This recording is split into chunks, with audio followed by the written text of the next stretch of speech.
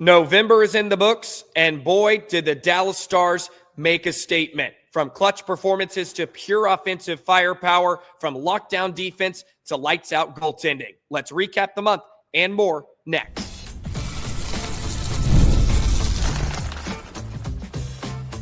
You're Locked On Stars, your daily podcast on the Dallas Stars.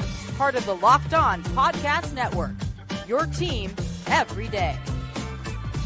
Howdy, Stars fans. I'm Joey Erickson, former producer of 105 Through the Fan. Please be sure to subscribe. We are free and available wherever you get your podcasts and on YouTube. And as always, thank you so much for making us a part of your day and making us your first listen. Welcome to a Monday edition of Locked On Stars, part of the Locked On Podcast Network, now the #1 sports podcast network. Today's episode is brought to you by FanDuel. So if you want to be right in the middle of the action this season, visit FanDuel.com and place your NFL live bets all season long. The Dallas Stars are an absolute wagon. They played at a championship level during the month of November, and that's with a ton of injuries. But Jason Robertson was one of the hottest scorers on the planet. Wyatt Johnston and the power play is on fire. So let's recap the month of November on today's show. Also, I want to discuss this burning question. Does Jason Robertson catch Mike Modano for the most goals in franchise history? Let me know in the comments below. I'm intrigued to hear everybody's answers. Also, Miro Heskinen has played 500 games. Let's just talk about Miro's career a bit and really just pump his tires some more, because why not? He's one of the best defensemen in the entire planet, and I hope he wins the Norris Trophy this season. But let's get into this nearly flawless month of November for the Dallas Stars. In their past 12 games, the Stars are 10-1-1, outscoring teams 51-24 in the process. In the month of November, the Stars went 11-2-2, and that is amongst the best in the NHL. 11 wins in the month of November. That was tied with Colorado, Tampa Bay, and Minnesota. Three central teams won 11 games in the month of November. 24 points for the Stars and Avs. They also are averaging 4.13 goals per game, and that is second most during that stretch. Second most goals per game. They're allowing 2.47, which is seventh. So they're scoring a ton. They're also shutting down opponents, whether that be with team defense or goaltending. One of the things I really loved about the Stars' most recent road trip, the 4-game road trip in Western Canada that ended in Seattle, was the Stars won a variety of different games. Some were goaltending, some were offense, some were power play and special teams, a little bit of everything. Sometimes it's just locking down an opponent, closing out games, winning in a shootout, winning in overtime, coming from behind, leading, right? Stars were doing a little bit of everything in the month of November. They really found a groove defensively, and that's without a Thomas Harley. That was without Lyubushkin for most of the month. That is without Niels Lundqvist. Bichsel and Petrovic deserve a lot of credit for what they have been able to do. Very effective. Kyle Capobianco, they deserve some love. Vladislav Kolyachonok. Those are the type of players and depth pieces that have stepped up for Dallas in this month of November. But you can't talk about it without the really just pure star power of Robertson, Rantanen, and Johnston. It's a three-headed monster. Robertson, 26 points in 15 games. That was tied for the league in November with Nathan McKinnon, who played 2 less games. So Robertson's right up there, and Mikko Rantanen and Johnston are right behind him. Mikko had 21 points. Johnston had 10 goals and 10 assists in 15 games in the month of November. Rantanen, Johnston, Robertson, all top 10 in scoring during the month. Of course, Johnston is carrying the league in power play goals. He had 9 in the month. He had 9. And I don't want to call Wyatt Johnston a power play merchant because he does so many other things. You can't knock on him for having a guy like Mikko Rantanen that just continues to find him in the middle of the slot. And Hintz and Sagan. They just keep finding him. He's in the right spot, and it's not his fault. He keeps finding the back of the net. We know he can score at 5-on-5. The majority of his scoring in the NHL up to this point has really come at even strength. He never had a ton of power play time in his first couple of years. Stars had a lot of weapons. Now he's getting a large chunk of it, and boy, is he making the most of it, just like his former, billet father in Joe Pavelski, right? They are just humming on all cylinders. They also have the best power play in the league over that stretch. They went 35% in the month of November, 35%. One of my bold takes coming into the season was the Stars were going to have the best power play in the league.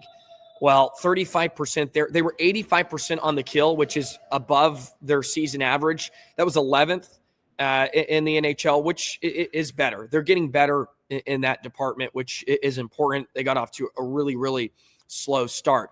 The Stars now in the league, they are 32% on the power play. So they're number one in the NHL. So my bold prediction is looking okay. They're 79% on the kill, which is 21st overall right now in the NHL. So they're improving. They were at 27th at one point. So they're slowly improving. And it seems like with each passing game, they're starting to shore up that side of special teams, but outscoring their opponents 51-24 over the last dozen games. They now have scored 91 goals this season, allowing 69. Their goal differential has been flipped on its head. I'm curious how many goals they scored in the month of November as well. Nearly flawless. They ended up scoring 62 goals. That was the most in the NHL. They allowed 37, which was about eighth least. But this is with, of course, not a full complement of players. It's not like Otter and DeSmith were totally lights out. They had games where they were spectacular. But you look at the goaltending numbers in the month. It's not like DeSmith and Ottinger were doing something otherworldly. They were just solid. They were average to above average. And I'll say it again for those of you that are not everydayers.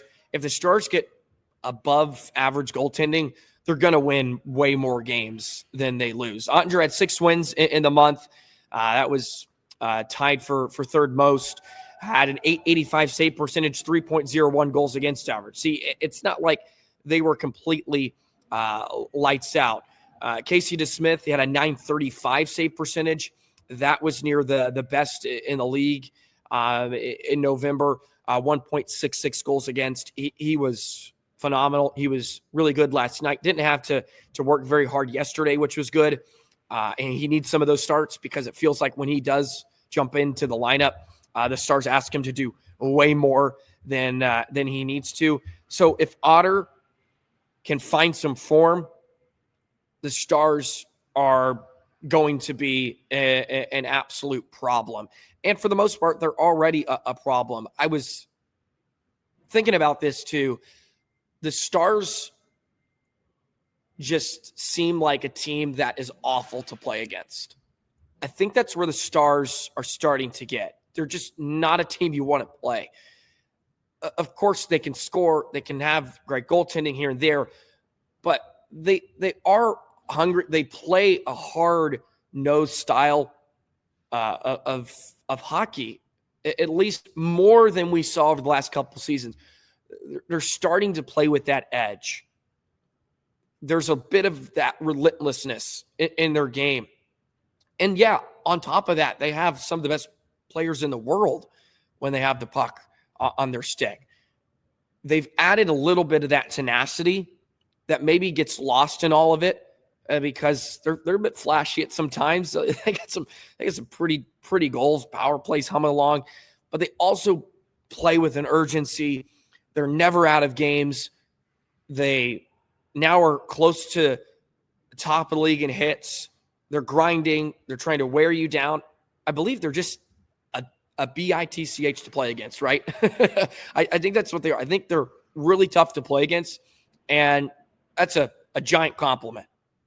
When you think about the Floridas out there, you don't want to play those teams. They'll just wear you down. Think about maybe even in Colorado right now. You don't want to play those type of teams. I think the Stars are becoming a part of that conversation, and maybe that is going to be their identity. No one's going to want to play them because they can play hard, they play tough, and they have firepower that can light you up in a hurry. Speaking of firepower, Jason Robertson, what a month for him, right?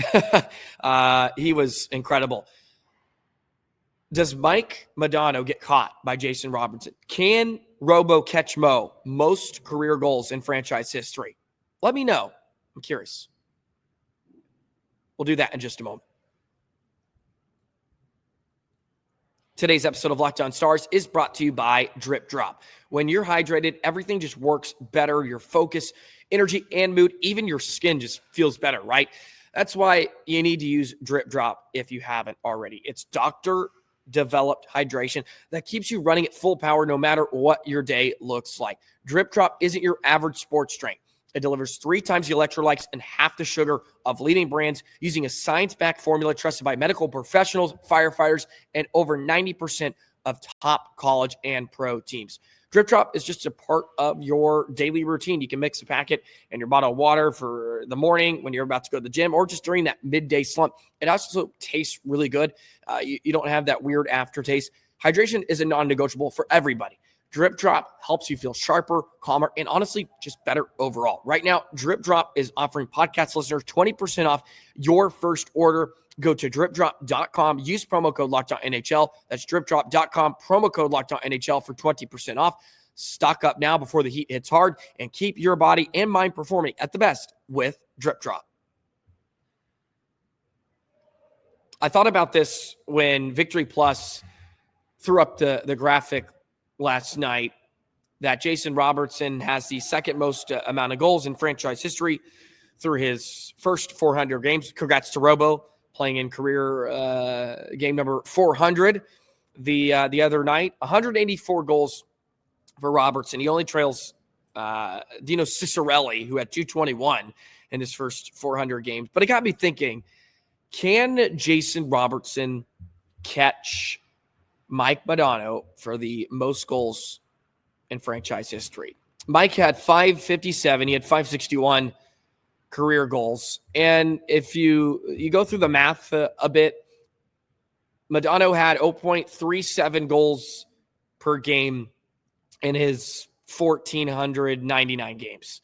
Robo through 400, so 184 divided by 400. I think they did the math correctly. You may have to correct me in the comment section, but 184 divided by 400, 0.46. So he has a smidge higher goal per game average than Mo did. And of course, also Robo's going to have to play a lengthy amount of games, needs to have a lengthy career to catch Mo.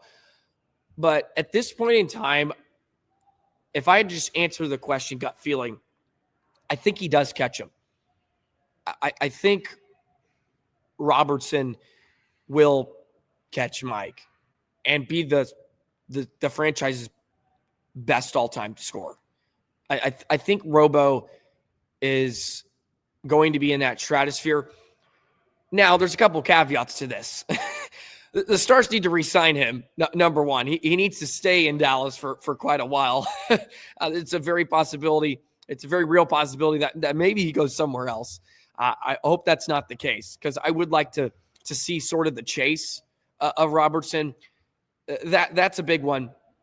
Also, he's got to stay healthy, of course. But I think Robertson is going to age gracefully as a player.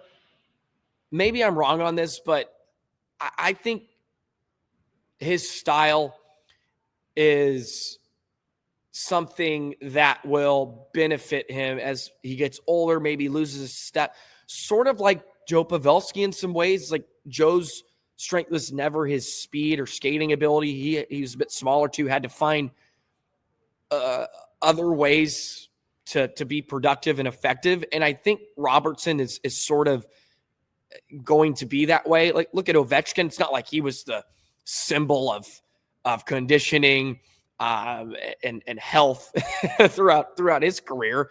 And he's still just plotting along, perforating netminders night in and night out. I think Robertson can have a similar sort of path, like OV.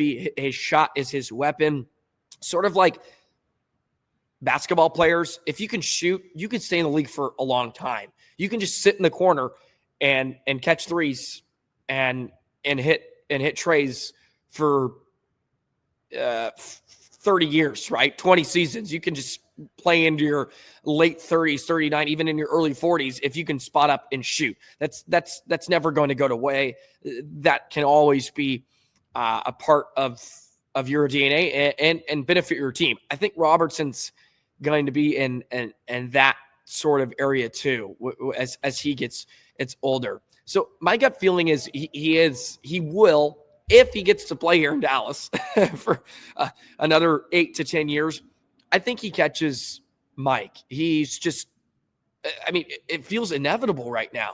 Scored the other night. It just feels like he cannot be denied. And we all know the talent the Stars are going to have around him. It's not like he just needs talent to be effective. Like, sometimes he is the offense. He is the guy driving the goal scoring. And I think he has a great shot at doing. I think he does.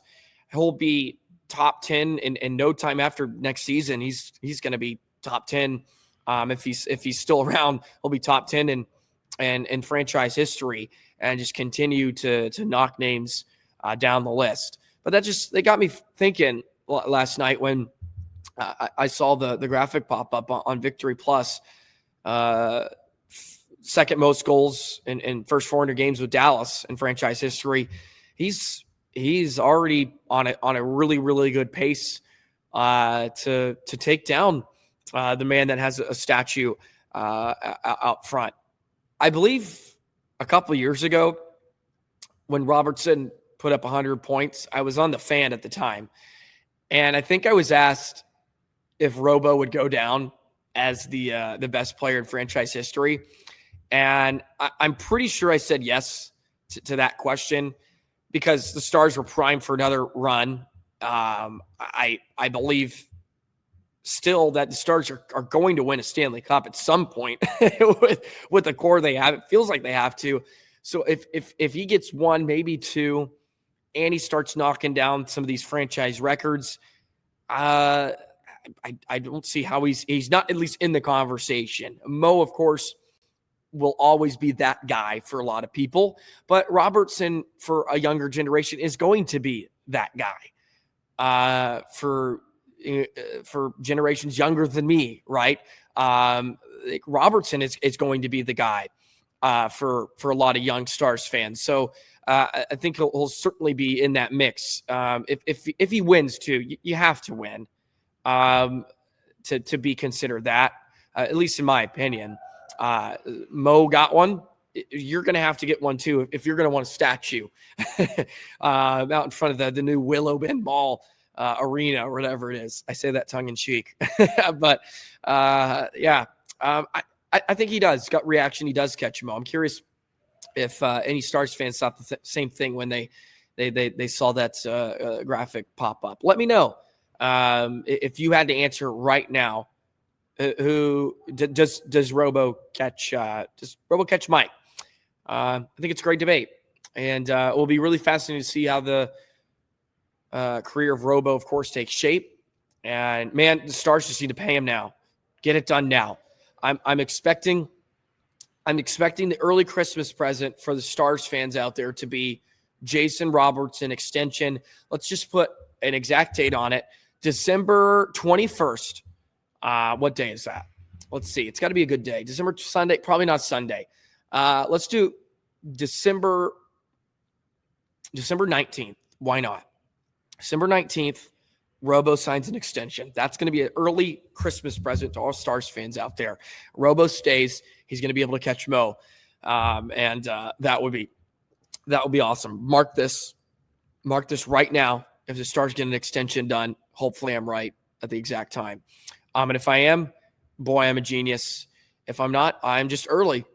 I'm not wrong, just a bit early. All righty. Miro has played 500 games. He caught a milestone.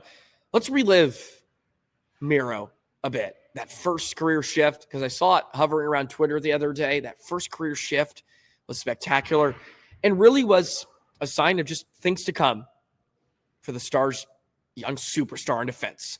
Let's do that in just a moment. Today's episode of Locked On Stars is brought to you by our friends at FanDuel. NFL Sundays move fast. One big play and suddenly everything feels different. That's what makes live betting with FanDuel so exciting. You're not just watching the game, you're reacting in real time. With FanDuel, you can place bets as the action unfolds. Every drive, every momentum swing, every highlight moment. Live betting is best when the game starts to shift. That receiver gets a bit hot, defense tightens up, and the momentum flips after that turnover. FanDuel lets you jump into the moment. They have live spreads and money lines adjust instantly. Player props update as guys heat up. You can bet next touchdown scores, drive results, totals, and more. It keeps you locked in on every snap, every drive, every possibility. There's no better feeling than when you hit that bet when you're watching the game on Sunday. So if you want to be right in the middle of the action this season, visit FanDuel.com. Place your NFL live bets all season long. FanDuel, the game moves fast. So can you. Miro Heskinen has now played 500 career games in the NHL. Boy, has the time flew by with number 4 on defense. I honestly could not believe he's played 500 games. It feels like he's maybe played less just since he's so young, but maybe also he's played more. And what a little career he's put together.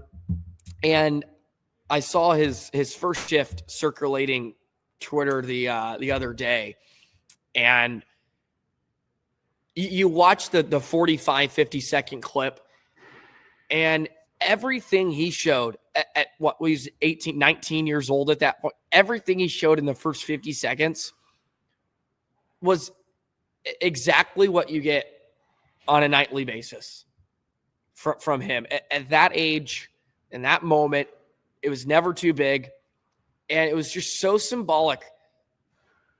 If you want to watch who Miro Heskinen, if somebody asks you, what does Miro play like? You show them that shift. That is him encapsulated perfectly. Goes back, retreats, grabs a puck, makes a couple shifty moves, hits a man on the outlet pass. Puck comes back the other way, angles a guy off, uses his body, doesn't throw a huge check, just angles him off, takes the puck, moves it on, right? Also gets a shot on goal, joins the rush. He's feeding guys, facilitating. It's just it's beautiful. It's what makes the game so great, and he made it look so easy.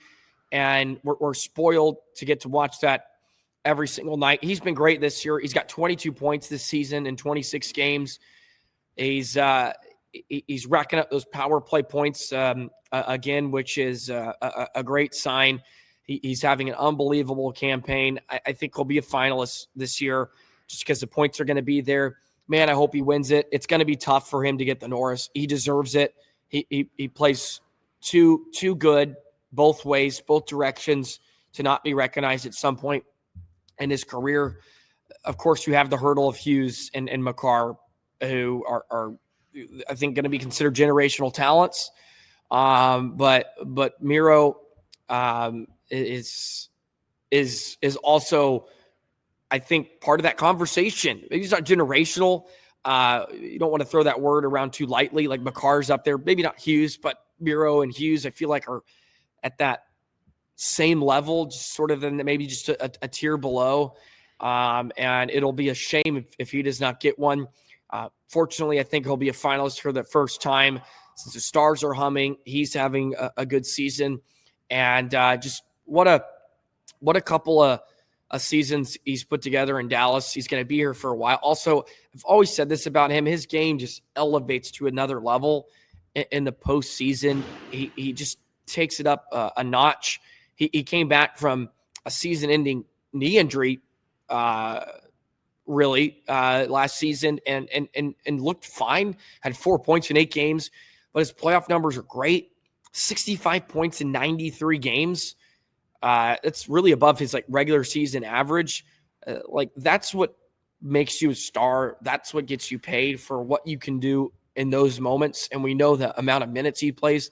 I mean, that 23-24 season, he played 28 minutes a night. And the year before that, he played 27 minutes a night. He was basically pacing the league at that point. In the playoffs, he's playing a ton. Now he's playing in all situations, which certainly helps. He's on the PK a lot more. He's had a chance to take the number one spot on the power play as a power play quarterback, and he's taking the most of it. Before the season, I was saying I wanted Harley on there after what we saw last season, but they went with Miro, and the power play speaks for itself. Harley doesn't hurt that, of course. It's a nice luxury to have Harley as your power play quarterback number 2 when you know he can reach the heights of a number 1. He is just everything and then some. And I think also probably will go down as the best defenseman all time. All things considered, who knows if he gets the point numbers. Zubov was special. But I think Miro will certainly maybe flirt with that at some point. He's just a heck of a lot of fun to watch. Of course, man, I remember when the Stars drafted him, another Finn, and you knew he was going to be a special talent at 3rd overall. Stars got a tad lucky. They were able to acquire that pick. But hey, that's how it goes sometimes. You'd rather be lucky than good. And he's just been a lot of fun to watch. Just his ability to use his stick to knock pucks away, to also protect away from defenders. He's one of the best at just not getting drilled either. Every time he goes back on an opponent forecheck, he's able to just move the puck off, and he just able to slide out of the way to not get hit. I think that's also a necessary part of your game, especially with someone as talented as him. Like, teams are trying to hammer him, and if he can take the less amount of licks throughout the season, the better. And now looking at Miro, so Dallas Stars franchise history, he's about to hit his. He's already above 300 points. So he's got 305 career points and 501 games. So he's on a good pace, and he's going to play the next 7-8 years. We already know that, under contract in Dallas if all things go well. Now that I say it, I think he's going to easily catch Zuby. Klingberg's at 374. Miro's going to, I think, easily do that, probably 3 seasons worth. Actually, not even. Probably maybe just one more season next year. He's not going to reach Klingberg maybe as fast as Klingberg reached 374. Klingberg did in 552 games. Miro's at 501. So he's going to get close to him by the end of the season. He probably is going to pass Sador, I would think. Sador's at 334. Zubov at 549. And Miro's at 305.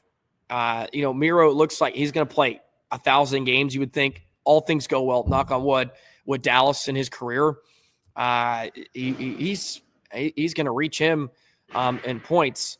And we're going to sit here and be like, yeah, he's the best in franchise history. The fun thing about the more fun thing about it is he's 26 years old. He's kind of like just started his prime in some ways. Feel like your prime's like 25-ish. He's just started his prime. That's jittery. That gets you a little excited thinking about what kind of numbers he's going to put up in his career. And he probably doesn't get enough love nationally, but that's okay. We love him here on Locked On Stars. We love him in the Stars community. And it's nice to I guess put some things in perspective. You look at Robo and Miro, just some of their numbers kind of stacked up against some others. And you're like, yeah, they are awesome. We're really spoiled to watch some of the best talent in the world on a nightly basis. And before you know it, when I'm 35, 40 years old, these guys are going to be considered some of the best in Stars history. And statistically and just maybe eyeball test too, right? So that's awesome.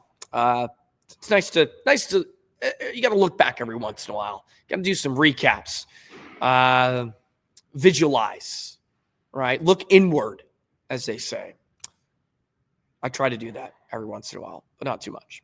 All righty, Stars fans, that's going to do it for this first December episode of the season. Yes, December is here. It's going to be a great month. Thank you for being a part of Locked On Stars, Locked On Podcast Network, now the #1 sports podcast network. Stars back in action tomorrow. Going New York and New Jersey, a little back-to-back on Tuesday and Wednesday. We'll be back tomorrow, talk a bit about that. And yeah, have a great day, Stars fans. See you tomorrow. So long.